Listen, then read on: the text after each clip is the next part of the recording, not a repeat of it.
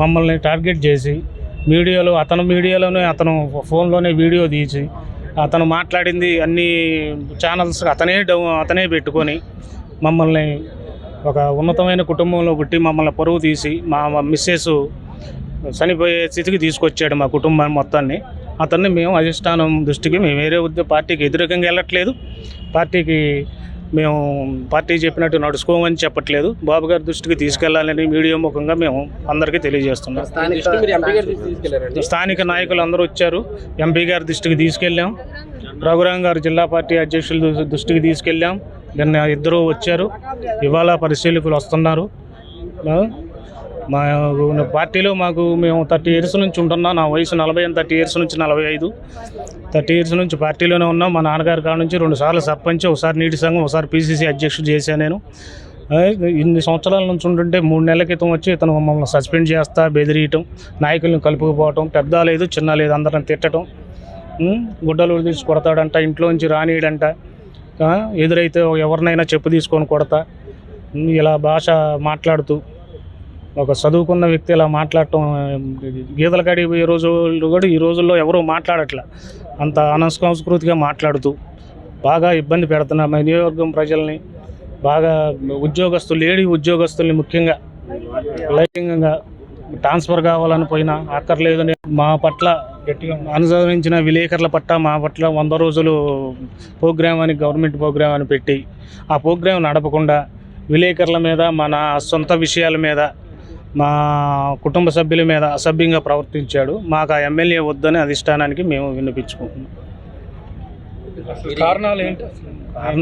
Main ఇచ్చే నాకు IASలు తెలుసు, వాళ్ళు తెలుసు అని బెదిరిస్తూ బాగా అక్కడ మా నియోజకవర్గంలో ఇబ్బంది పెడుతున్నాం. మాకు అతను వద్దని మేము డిమాండ్, మాకు ఎమ్మెల్యే వద్దు, మాకు చంద్రబాబు ముద్దు. ఎక్స్-ఎంపీటీసీ మెంబర్ని, BCCL ప్రధాన కార్యదర్శిగా తిరువూరు మండలంలో పనిచేస్తూ ఉన్నాను. మొన్న తిరువూరు ఎమ్మెల్యే గారు చిట్యాల సర్పంచ్ పైన మాట్లాడిన తీరును మీరు అందరూ చూశారు. అదేమిటంటే నాయకులను అందరినీ కూర్చోబెట్టాను, మా కుర్రాళ్ళ చేత ఏది చేపించైనా సరే మిమ్మల్ని బయటకు తిరగనీయకుండా చేస్తానని చెప్పని పబ్లిక్లో మీటింగ్ పెట్టి నోటికొచ్చినట్టల్లా మాట్లాడారు. మా చిట్యాల సర్పంచ్ గారు సర్పంచ్కి రిజైన్ చేసి ఇప్పుడు మళ్ళీ ఎలక్షన్కి వెళ్తారు. మీరు ఎమ్మెల్యే పదవికి రిజైన్ చేసి తిరువూరు నియోజకవర్గంలో మళ్ళీ ఎమ్మెల్యేగా పోటీ చేసి మీరు గెలవండి. మా సర్పంచ్ గారు మళ్ళీ పోటీ చేసి చిట్యాల్లో గెలిపిస్తాం, మేము చూపిస్తాం. 82 నుంచి తెలుగుదేశం పార్టీలు పనిచేసిన సీనియర్ నాయకులు. నేనెప్పుడో నిన్న అధిష్టానం పంపిస్తే వచ్చిన ఇతనికి ఎవరో 32 రోజుల్లో వచ్చి పార్టీకి అధిష్టానంలోకి వచ్చి పార్టీకి ఉన్న నాయకుడు. ఈ నాయకులు ఎవరు పనికిరాట,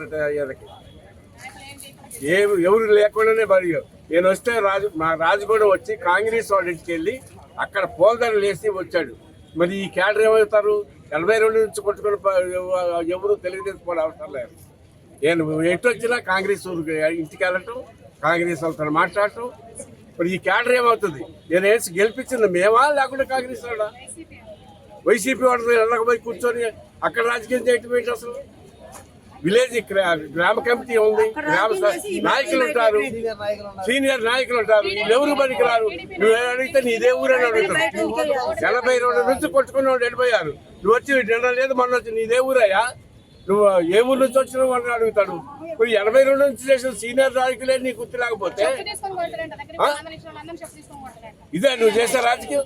మాకు ఈ కొలకపూడి శ్రీనివాసరావు గారి నాయకత్వం నచ్చలేదు, ఈయన మాకొద్దు.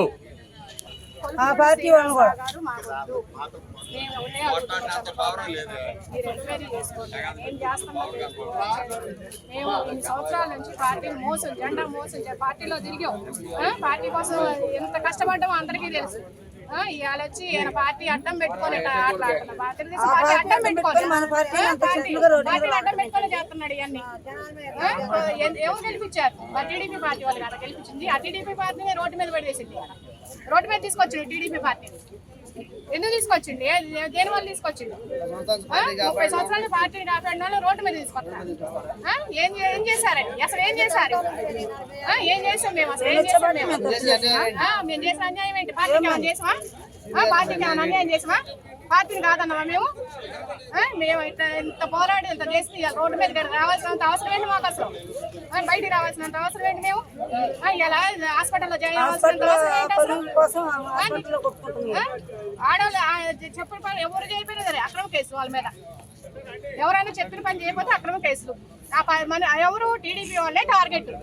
ఆ టీడీపీ అవతల వాళ్ళు మంచి వైసీపీ పార్టీ మంచి టీడీపీ పార్టీ వాళ్ళే టార్గెట్. పడ్డారంటే సాయంత్రానికి ఇంటికి రావాలి. ఇంటికి రాండి అని చెబుతున్నారు డైరెక్ట్ గా.